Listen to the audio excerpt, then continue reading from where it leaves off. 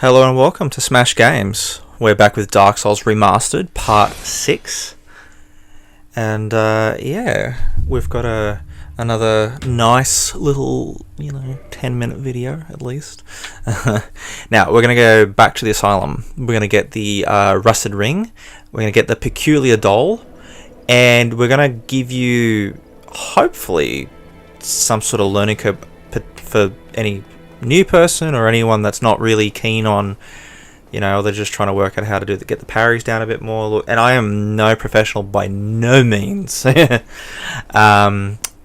yeah, hopefully we'll give you a bit of a demo and you can see for yourselves. So yeah, take the lift. I'm just going to show you. I'm going to go back. If you come up the other side, just be careful when you walk off. There is that gap in the top of the walkway there. Now from this point, you should take a run up if you need to, and then you can walk or run, but just roll off. I advise to roll, so I'd walk it if I were you. If you haven't already, you should have picked up that key just back there on the right. You'll be able to roll to it. You'll see it on the top of the roof before we came back up the stairs. Now here, I believe it's 25 seconds. You can count with me if you like, but yeah. Now, because I've had to redo the take on this, once you actually have to go back to the Asylum, it's an immediate sync, like as soon as you click on it, so you'll see what I mean. But initially, the first time, yeah, it takes about 25 seconds. It's quite a bit of a wait, and it's, yeah, just something you had to know or hear from someone, really, when you were first playing it. Snuggly, and yeah. Now, unfortunately, because I've had to redo it, I'm only just giving you a demonstration. There are 8 to 10 different drops you can do. Blood Moss being one of them. So blood or purple give you 1 Twinkling Titanite. You're going to have to quit, reload out, and load back in. And then the Blooming Moss will give you 2 Twinkling Titanite.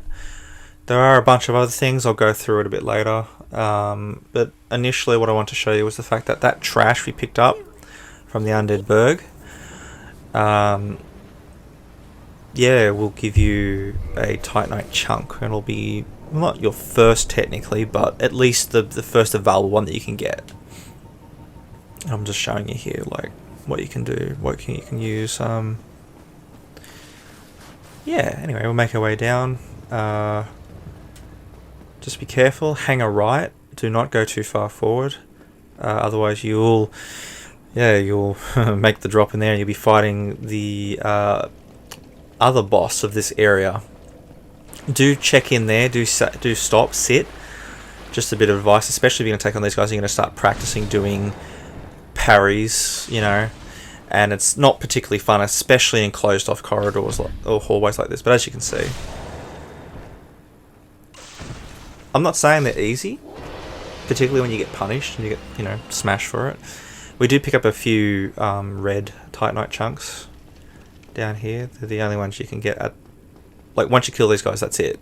Predominantly, especially the knight in here. Now, this knight is supposed to be the guy that we beat initially or talked to. If you run up here a little bit, come up a little bit, then dodge off quickly, the ball should clip him a little and take a little bit off, but you probably don't really need to do it, honestly. And I do try to go in for the parry here, but twice I get fooled by the fact that he can, as he stands up, he can take a poke at you, basically. Anyway, just roll, poke, that. Yeah. It's something you got to get used to, especially when they're swinging. You can see it a bit more as they swing, particularly with the Boulder Knights or the Black Knights, Silver Knights, etc. Even Gwyn himself, so... Anyway, we do get the Crest Shield. It's got one of the highest magic defenses in the game. One of the better shields for that, in that respect. Now, we're just going to come down here and take care of the other Black Knight. And this down here at the bottom is where we pick up the Peculiar Doll. You can bait him into that water back there. I don't advise it because it does slow you down, and it doesn't really slow him down enough. So you're better off just facing him. To be honest, you can. I think you can bring him back upstairs. I just can't remember. Doesn't matter. Anyway, I'm just putting on a little bit of extra armor, making sure I can light roll still and stuff like that. Just to, just as a safety. In theory, you can probably put on the heaviest armor you want, and if you're confident. But here I'm just making sure that you give it enough gap to use a Estus flask before you go back in, and I'm just baiting him so I can get the charge off him and do that, because sometimes if you stand too close to these Black Knights, sometimes they'll actually use their shield, which you can't parry. At least I'm pretty confident. I shouldn't have said that, but anyway, as you can see, we're getting it. So even when he takes a swing of the Black Knight sword, so right here, just as he now, literally as I said now, that's when you should parry, or even just a touch. You've got that little frame of opportunity.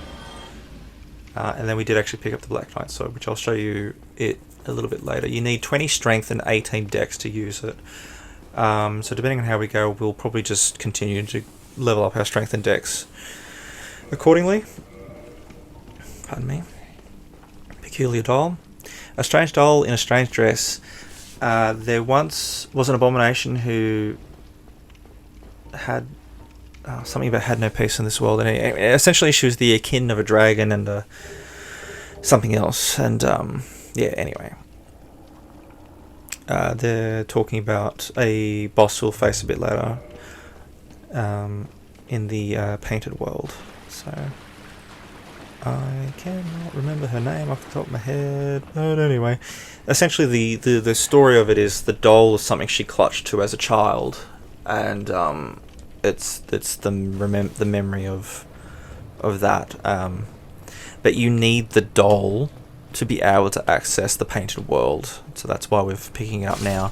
Now we're going to go, and I'm going to show you where the rusted ring is as we come through here.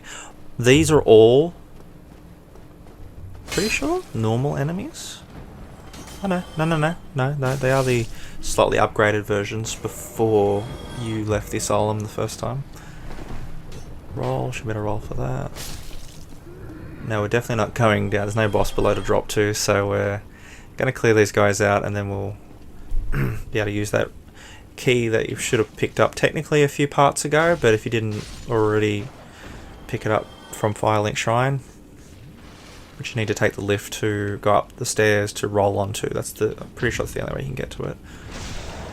Yeah, basically, you should be able to parry pretty much any one in the game, unless, of course, it's technically a dragon, or a very large creature, in which case I think it's too tall. Anyway, there's the rusted ring. Yeah, and then just showing you that if you roll too far, you can just roll straight off. Anyway, shouldn't be an issue there. Anyway, make our way down, and yeah, that basically all but wraps up the asylum. There's 2 undead here on the left, and 1 on the other side here. We will come back once more a little bit later, when we actually have need to fight the other asylum demon. That's actually the 3rd one here. There's 3 in total in the game. 1 at the start, but when you get the Pilgrim Tree to exit. The second one, generally speaking, you usually fight before the Witch of Izalith, or approximately down there, around there. And the 3rd one, well, yeah, you get the idea. The 3rd one below is the strongest by far, just so you're aware. And the second one is much stronger than the first, because you're dealing with magic. It's got a staff, much longer range. It's not, like it's, yeah. You'll see. You'll see what I mean. Anyway, make our way back up. And this is how we actually exit. Technically, if you didn't actually rest at the bonfire, you can use the Homeward Bone to take you back to Firelink, or wherever the last place you rested at was. Yeah, anyway. So we're just making our way back down to the Firelink, the bonfire now. You'll just see a very quick demo of well, I'm just showing you that we can't actually use it. Because normally what happens is, if you've actually got enough strength, depending on the weapon, if you haven't got the right amount, That's just showing you the character we'll see very soon. Yeah, normally if you've got just a couple of points under the right, like if you haven't got enough strength per se or dex, then you should be able to still wield it two-handed, depending on the weapon. But as I show here, unfortunately I don't have enough points in either dex or strength to be able to wield it two-handed. But anyway, that'll wrap it up for now. I kept it short because the next it was always going to be way too long. But thank you for watching. Like, share, subscribe, and I'll catch you guys soon. Bye.